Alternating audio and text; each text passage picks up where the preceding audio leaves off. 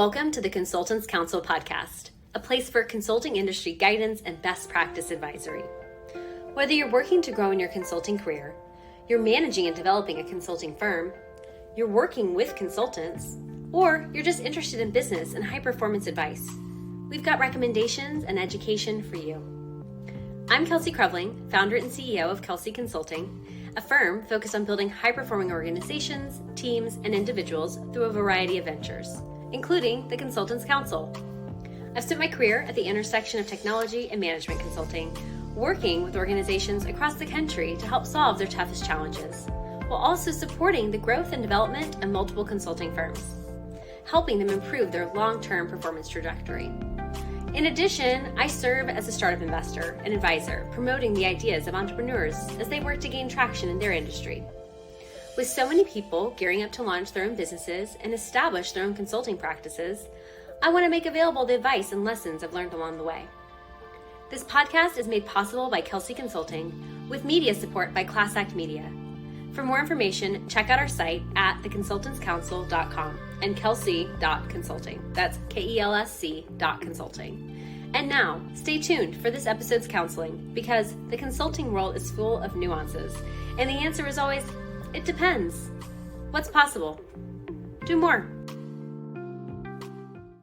Hello, I'm Kelsey Creveling, founder of the Consultants Council, and want to chat today about corporate gifting for team members, for clients, for vendors. First and foremost, let's take a look at gifting for clients. So for example, you are a vendor and you want to give gifts to your clientele. How can you do that in a way that is considerate and thoughtful and appropriate? So if you're a vendor and you're gifting for clients, I think one of the biggest things that I like to do when I gift for my clients is first and foremost, operate from a sincere place of gratitude. I am thankful for the work that they have provided, for the opportunities that I have as a result of getting to work with them. And as such, I like to put together gifts that are genuine, but that are also considerate to what it is that they might value or enjoy using. So, there's so much of the time people will send gifts that are kind of throwaway, that no one will use, and that's just a waste of money, time, energy. And so anytime you're looking at a gift, really think about what is it that you're being thankful for. Is it the end of the year and you're saying thank you for your interaction at work? Is it thank you for a specific engagement? Is it thank you for an opportunity? Is it thank you for just having a meeting with me? What is the level of things that you were trying to express? And then, are there any restrictions that your client might have on receiving gifts? Some organizations, depending upon who you work with, if they're in the public sector, et cetera, they might have restrictions on what they're allowed to receive. So, for example, most recently I had been working with a large healthcare organization, and they couldn't receive anything from me in kind, right? Anything of any monetary value.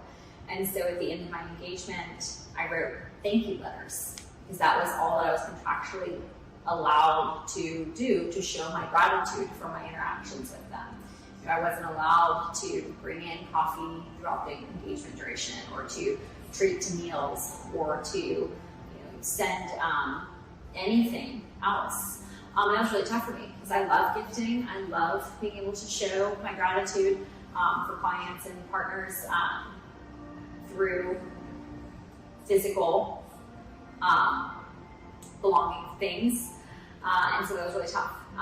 But you can still show your thanks through your actions and through your words. For other organizations that I work with, I've done things where I send pies in a special pie box from my favorite place here in Houston, good company, Pecan Pies. I love those. Those are just a way of saying thank you for different things, and it's a treat, and it can be shared amongst the office. It can be put out, people can enjoy it, or if someone wants to take it home with them, they can. That's for the client to determine. That's a way of saying thank you. I've done things where I'll bring in breakfast to clients points or from local bakeries, or I'll bring in lunch and cater that, or I have sent glassware. If I'm working with a vendor partner that is etched with like company name on it, they're working with me. I'm thankful for their time and involvement. I, for my company's 6-year anniversary, I sent out anniversary gift boxes with custom Yetis and notepads and pens and custom cookies. There's lots of different things that you can do that can be memorable and considerate. But I think that the big thing to really focus on is that showcasing of gratitude, showcasing of appreciation, and showcasing of authenticity with the giving that you are doing. So when gifting team members, for example, that can be different. I've worked with organizations where, end of year bonuses are very prominent, where the organization actually gave gifts of cash to every employee, a set amount, that everyone got the same amount, and then they also gave their end of year bonus depending upon performance. It was an interesting approach to rewarding team members and talent. Other organizations, may have an end of year party. I think the big thing with that is that something that team members actually want to go to? Do they want to be a part of that? Or would they prefer, a cash or monetary type of item instead? There's also the opportunity to be able to have a collection of things that people can choose from that are all within a similar, valuation range. So people can say, hey, I like this. I would like this as my end of year gift. I'm selecting it for myself. So, and then, as an organization, you can choose to set limits of, okay, we will do, a limitation on how much gifts can be, but then the person can, write it and say, I want this, and they can actually select even from anything they want that they want to use. Maybe it's $50, maybe it's $100, maybe it's $200, whatever it might be, depending on your team and the performance, the budget that you have. And you can establish what would be appropriate to be able to render and to offer. In addition, teams oftentimes like to gift interpersonally to each other, and that can be, an interesting dynamic to be a part of. It really depends on the culture of the organization and how tight-knit that organization is versus how you want to structure that type of an approach. I've seen organizations be really successful when they do just they draw a name, each person gets someone on the team, and then they have a budget limitation amount that they are allowed to spend.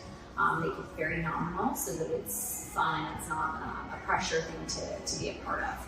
I think with all gifting internally with teams, it's an awareness and mindset of not everyone might be comfortable with gifting, not everyone may want to participate in that, everyone may have a different budget, and so doing things that make it very considerate to team members and to teammates, because the point of it is not the gift itself, but it's the desire to allow and enable team members to feel that they are valued for the intrinsic work that they do and for the benefit that they've delivered upon.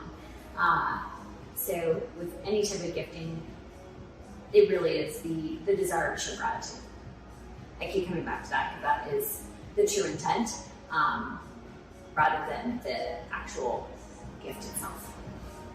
So with any type of gifting that you get the privilege to do, to be able to show your appreciation, thanks for others, just keep in mind that gratitude. That will go a long way in the authenticity that you are putting into and the energy that you're putting into that gifting, to the notes that you're going to write, and to how it is received by others.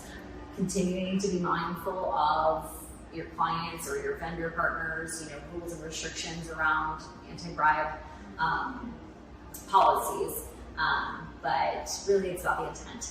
And so as you're considering how to reward and to thank the people that you interact and work with, being able to show up, be able to share your words, being able to share how you feel about those that you interact with and your thanks and gratitude for them, and then to be able to mark their hard work with monetary or physical rewards is certainly a fun time to get to be part of and to be able to give that way.